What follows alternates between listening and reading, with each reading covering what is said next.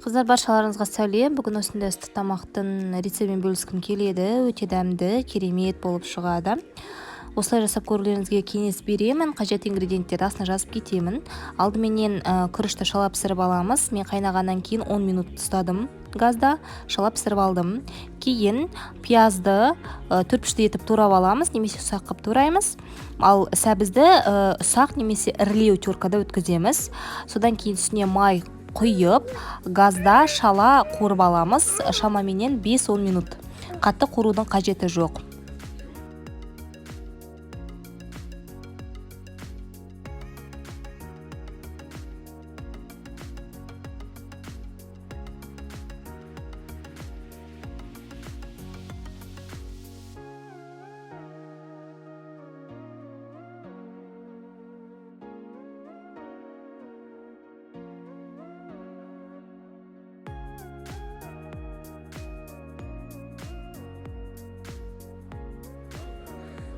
Шала қуырып болғаннан кейін тартылған етімізді аламыз, яғни фаршымызды, оған күрішімізді қосамыз, және де сәбізіміз бенен пиязымызды қосамыз, тұз қосамыз, бұрыш қосамыз, барлығын жақсылап тұрып араластырамыз.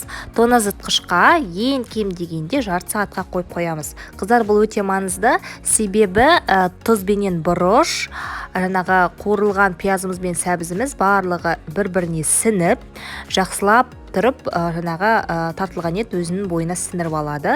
Солай жасап көріңіздер. Кейін болгар бұрыштарын мен осылай жудым, ішіндегісін тазаладым, кептіріп қойдым. Ол менде кеуіп дайын тұрды. Холодильниктен жаңағы массамызды аламыз. Барлығын осылай аз-аздан ішін толтырып шығамыз. Бірақ та мен, қыздар, ішін нығыздап толтырдым. Мен 10 болгар бұрышын қолдандым, яғни орта размердегі. Төменде көрсетілген ингредиенттер бойынша осы 10 болгар бұрышына маған дәлме-дәл келді. Барлығын осылай тығыздап шықтым. Тығыздап осылай жасайтын болсаңыздар, болгар бұрышы толығыменен ішке жаңағы жайылып жақсы болып піседі. Қыздар, мен гарнирін жасаған жоқпын, себебі біріншіден жаңағы бұл болгар бұрышының іші нық толық болы, ішінде күріші де бар, сәбізі де бар, пиязы да бар. Барлығы болғандықтан мен арнайы гарнирін жасаған жоқпын. Осылай бізде негізі дәмді болып шықты.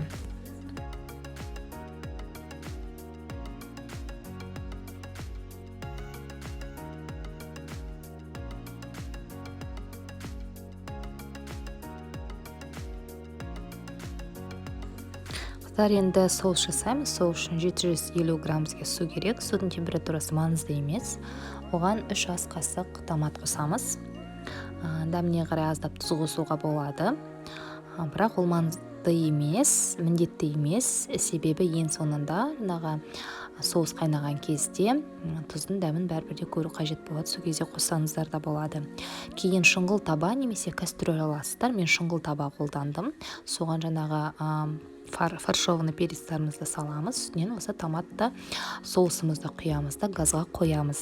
Қыздар, ескерте кететін жайт, алдыменен газды қатысына қоясыздар.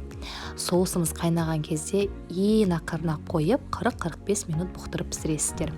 Мен шұңғыл таба болғандықтан аударып отырдым.